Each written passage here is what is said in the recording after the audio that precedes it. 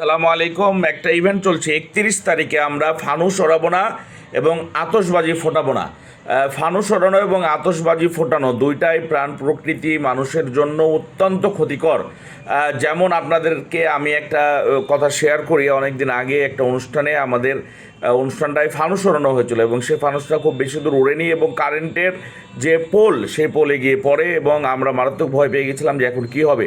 তো আল্লাহ পাক সেটা থেকে আমাদেরকে রক্ষা করছিল। পরে আমরা আলোচনা করছিলাম যে আজকে যে আমরা আনন্দটা এখন করছি, আনন্দ তো বন্ধ হয়ে যেত, উল্টা আমাদেরকে জরিমানার দিতে হতো এবং একটা কারেন্টের লাইনে আগুন ধরলে অনেক বড় ক্ষতি হতে পারে, আপনারা সকলে জানেন। তো সেই জায়গা থেকে যদি এরকম হয় তাহলে সেই দিন কত বড় ক্ষতির সম্মুখীন হতে পারে মানুষ।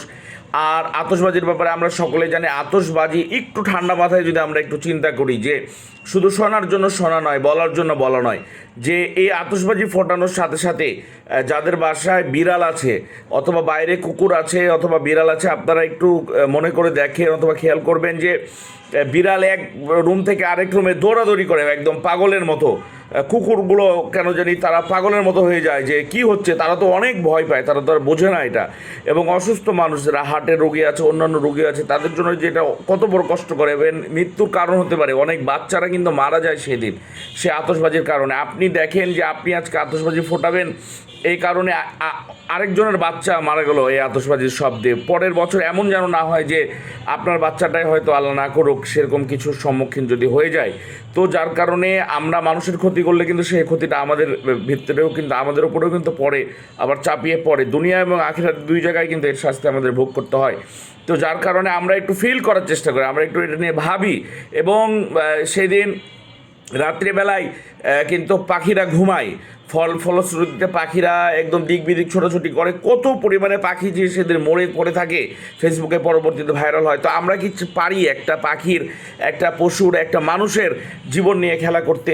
জীবন মানে এটা একটু জাস্ট কল্পনা, মানে একটু যদি মন দিয়ে ভাবা যায় এবং ভাবতে হবে।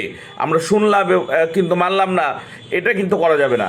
আমাদেরকে শুনতে হবে এবং মানার নিয়তে এবং মানতে হবে। অবশ্যই ফানুস ওড়ানো, আতশবাজি ফোটানো বন্ধ রাখতেই হবে।